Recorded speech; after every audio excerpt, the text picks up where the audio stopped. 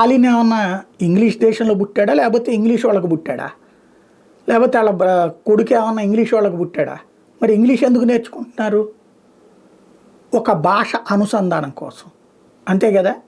లేకపోతే కాంగ్రెస్ పార్టీకి సంబంధించిన కర్ణాటక వాళ్ళు ఏమన్నా ఇంగ్లీష్ వాళ్ళ దత్తపుత్రులా, లేకపోతే వాళ్ళు ఏమైనా పెంచుకుంటున్నారా? మరి అక్కడ ఇంగ్లీష్ మీడియం ఎందుకు ఉంటుంది? అనుసంధాన భాష అనే కదా. ఇదే ఇంగ్లీష్తో నువ్వు వెళ్ళి ఉత్తరప్రదేశ్లో మాట్లాడు, కాశీలో మాట్లాడు, లేకపోతే కనుక అక్కడ ఉన్నటువంటి ఏది అయోధ్యలో మాట్లాడు. చదువు రానటువంటి వాళ్ళకి ఇంగ్లీష్ ఎక్కడి నుంచి వస్తుంది? వాళ్ళు అక్కడ హిందీలోనే మాట్లాడతారు.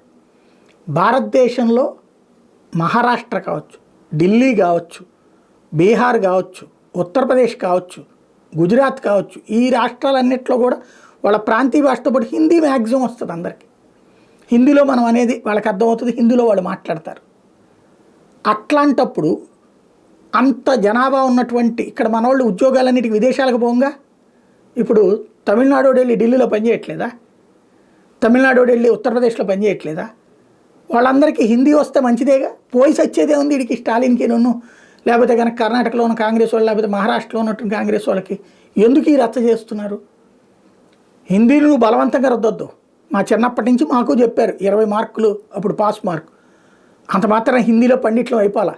కానీ ఇవాళ మొన్న నార్త్ ఇండియా టూరు లేకపోతే ఢిల్లీ టూర్లు వెళ్ళినప్పుడు బాధ అనిపించింది.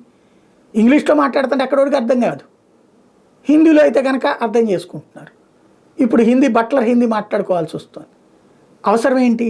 చక్కటి నేర్చుకుంటారు కదా జనం. ఎందుకు వీళ్ళందరూ ఈ కడుపు మంట అనేది అర్థం కాదు.